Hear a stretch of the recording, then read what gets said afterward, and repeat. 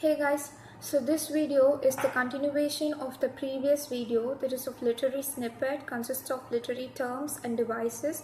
So let me start with foreshadowing. Foreshadowing is when an author indirectly hints at things, that is what is to come later on in the story, through things such as dialogue, description, or characters' actions. So this device is often used to introduce tension to a narrative. For example, we have, say you are reading a fictionalized account of Emilia Earhart. Before she embarks on her plane ride, a friend says to her, "Be safe, wouldn't want you getting lost," or worse. So this line would be an example of foreshadowing because it implies that something bad or something worse will happen to Earhart. So next we have hyperbole. Hyperbole is an exaggerated statement that's not meant to be taken literally by the reader. It is often used for comic effect or emphasis. So for example, "I'm so hungry I could eat a horse." The speaker will not literally eat an entire horse and likely couldn't, but this hyperbole emphasizes how starved the speaker feels. So next we have imagery. Imagery is when author describes a sense, thing, or idea so that it appears to appeal your senses. These 5 senses of taste, smell, sight, touch, and hearing. So this device is often used to help the reader clearly visualize parts of the story by creating a strong mental picture. So here's an example of imagery taken from Wordsworth's famous poem, "I Wandered Lonely as a Cloud." "When all at once I saw a crowd, a host of golden daffodils, beside the lake beneath the trees, fluttering and dancing in the breeze." Next we have irony. Irony is when a statement is used to express an opposite meaning than the one literally expressed by it. There are 3 types of irony in literature. We have verbal irony, situational irony, and dramatic irony. So verbal irony is when someone says something but means the opposite. It is similar to sarcasm. So for example of verbal irony, one example of this type of irony can be found in Edgar Allan Poe's The Cask of Amontillado. In this short story, a man named Montresor plans to get revenge on another man named Fortunato. As they toast, Montresor says, "And I, Fortunato, I drink to your long life." So this statement is ironic because we the readers already know by this point that Montresor plans to kill Fortunato. Then we have situational irony. Situational irony is when something happens that's the opposite of what was expected or intended to happen. For example, a girl wakes up late for school and quickly rushes to get there. As soon as she arrives there, though, she realizes that it is Saturday and there is no school. And third type of irony is dramatic irony. Dramatic irony is when the audience is aware of the true intentions or outcomes while the characters are not. As a result, certain actions or events taken on different meanings for the audience than they do for the characters involved. Example for dramatic irony is that in William Shakespeare's Romeo and Juliet, Romeo commits suicide in order to be with Juliet. However, that audience knows that Juliet is not actually dead and she's just asleep. So next we have juxtaposition. Juxtaposition is the comparing and contrasting of 2 or more different, usually opposite ideas, characters, objects, etc. This literary device is often used to help create a clearer picture of the characteristics of one subject or idea by comparing it with those of another. Example, one of the most famous literary examples of juxtaposition is the opening passage from Charles Dickens' novel A Tale of Two Cities. It was the best of times, it was the worst of times, it was the age of wisdom, it was the age of foolishness. It was the epoch of belief, it was the epoch of incredulity, it was the season of light, it was the season of darkness, it was the spring of hope, and it was the winter of despair. Next is malapropism.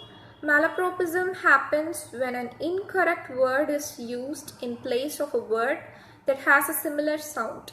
This misuse of the word typically results in a statement that is both nonsensical and humorous.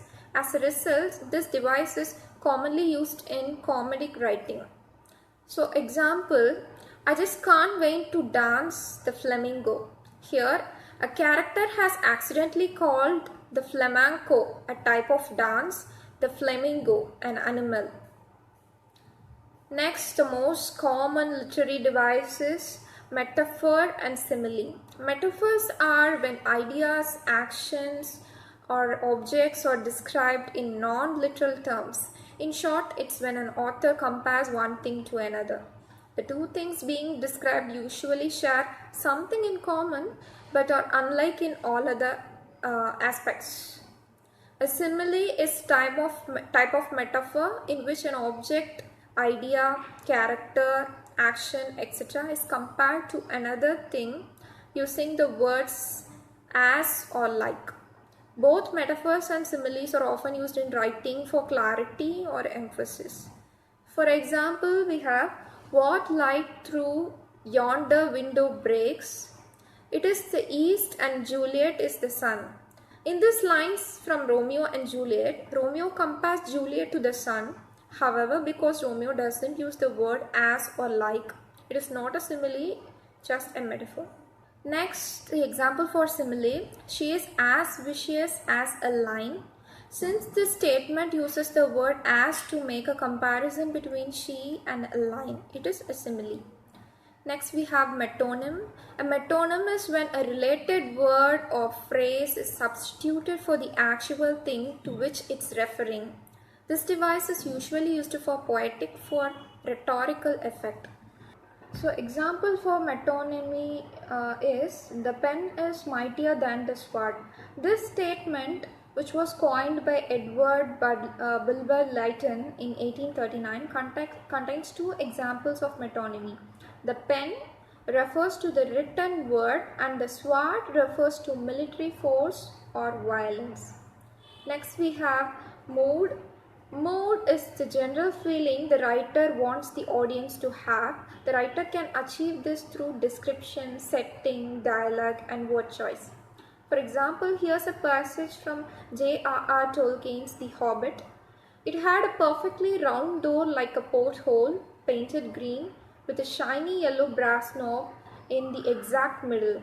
The door opened onto a tube-shaped hall like a tunnel, a very comfortable tunnel without smoke, with panelled walls and floors tiled and carpeted, provided with polished chairs and lots of pegs for hats and coats.